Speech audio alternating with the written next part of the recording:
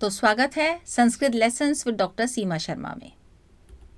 बच्चों, आज का हमारा टॉपिक है संधि, जिसमें हम विसर्ग संधि के बारे में बात करेंगे, क्योंकि स्वर संधि से संबंधित इंपॉर्टेंट पॉइंट्स हम स्वर संधि वाली संधि पार्ट 1 में बात कर चुके हैं वीडियो में, और व्यंजन संधि से रिलेटेड इंपॉर्टेंट पॉइंट्स को हम संधि पार्ट 2 में डिस्कस कर चुके हैं।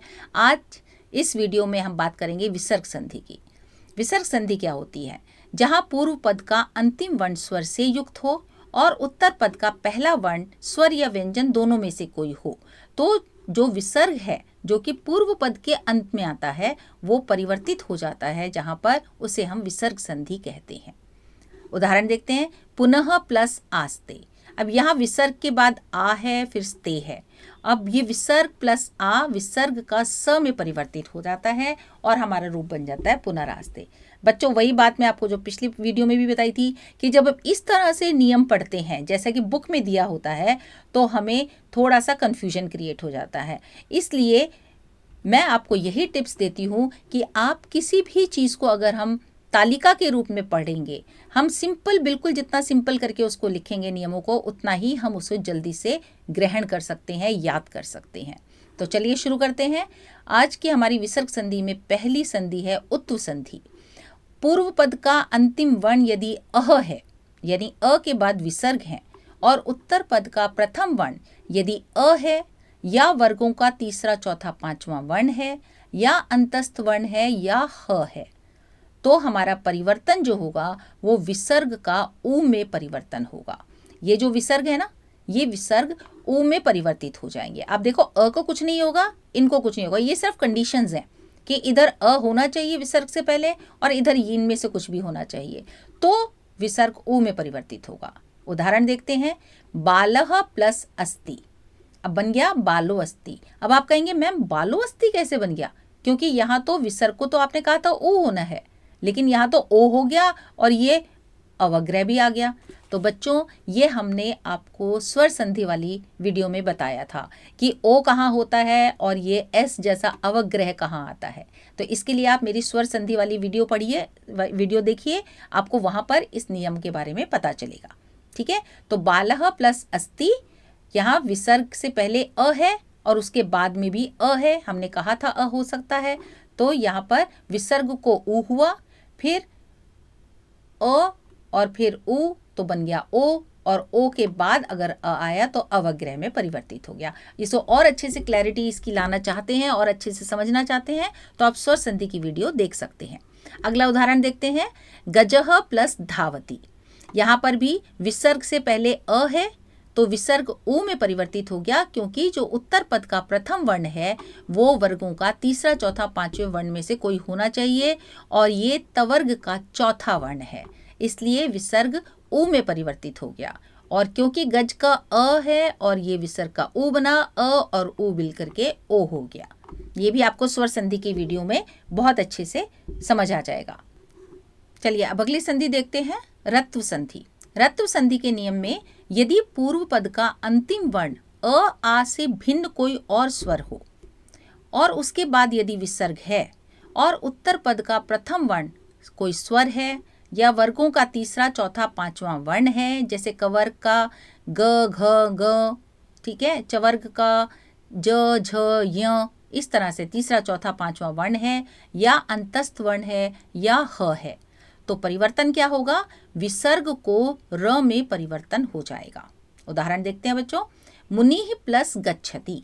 अब यहाँ पर क्या है? मुनि और उसके बाद है विसर्ग, तो यहाँ पर जो ये स्वर है ये अ आ नहीं है, विसर्ग से पहले ये ई है, और इसके बाद ग जो है वो वर्गों का तीसरा वर्ण है, कवर्ग का तीसरा वर्ण है, इसलिए विसर्ग जो है वो र में परिवर्तित हो जाएगा। ठीक है। और क्योंकि र के बाद में ग व्यंजन है इसलिए वो र ऊपर चला जाएगा। ठीक है, क्योंकि वो व्यंजन है इसलिए हमारा शब्द बन जाएगा मुनिर गच्छति। दूसरा उदाहरण देखते हैं। महिषी ही प्लस इति।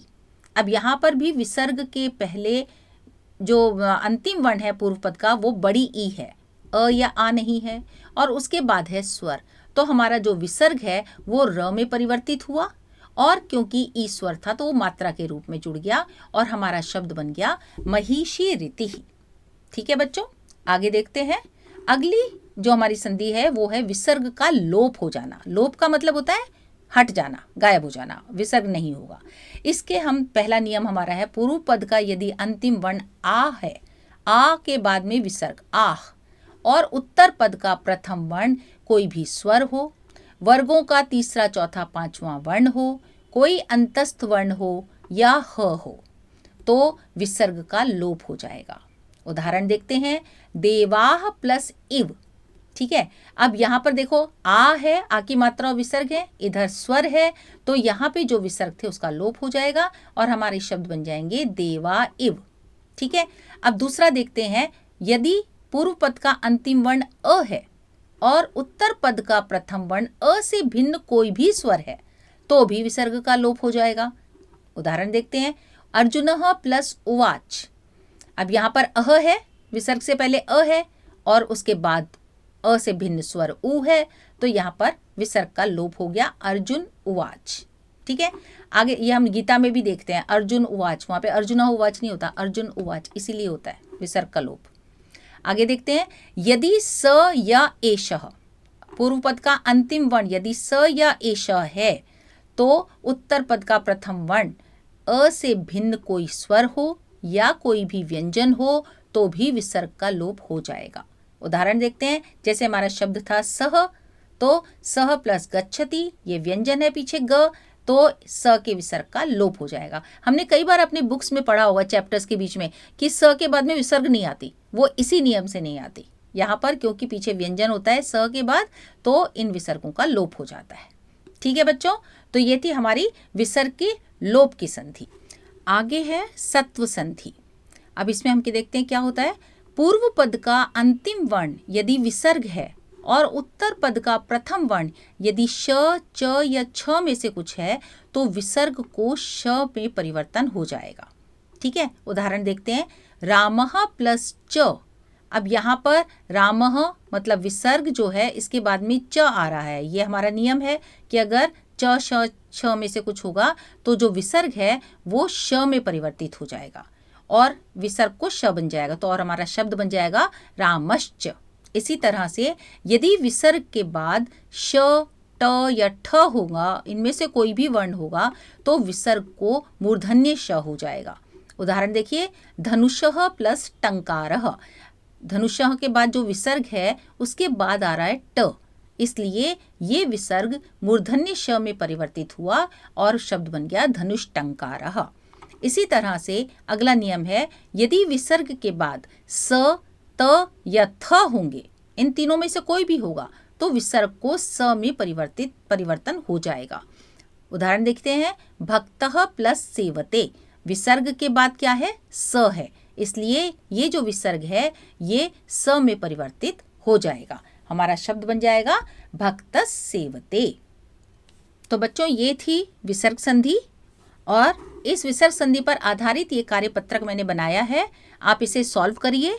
और जैसा कि मैंने आपको कहा था, संधि के प्रश्न में एमसीक्यू नहीं आते हैं, आप अपने आप ही संधि के प्रश्न हमें करने होते हैं, लेकिन आपको इनके जब आंसर सॉल्व करने में कोई दिक्कत आती है तो आप कमेंट्स में लिखकर मुझसे पूछिए, मैं आपको उनके सही उत्तर उपलब्ध कराऊंगी। और बच्चों ज़्यादा से ज़्यादा आप मेरी वीडियोस को शेयर किया करिए ताकि सभी बच्चों को इसका फ़ायदा पहुंच सके। ये जो हमने सीरीज़ शुरू करी हैं इसमें बहुत सारे ग्रामर के विषयों पर वीडियोस बनाई गई हैं, आप उन्हें सबके साथ शेयर करिए, लाइक करिए और एग्ज़ाम की अच्छे से तैयारी करिए। हाँ तो बच्चों, आशा है आपको तीनों संधियाँ अच्छे से समझ में आ गई होंगी। मैंने जो आपको ट्रिक्स बताई हैं, जो टिप्स बताए हैं, उनका आप ध्यान रखना, उसके अकॉर्डिंग आप अपने एग्ज़ाम की तैयारी करना। और बच्चों इन वीडियोस को बाकी बच्चों के साथ भी आप शेयर करना ताकि सब बच्चे इसका फ़ायदा उठा सकें। तो इन वीडियोस को लाइक करो, शेयर करो और एग्ज़ाम की तैयारी करो। All the best for your exams.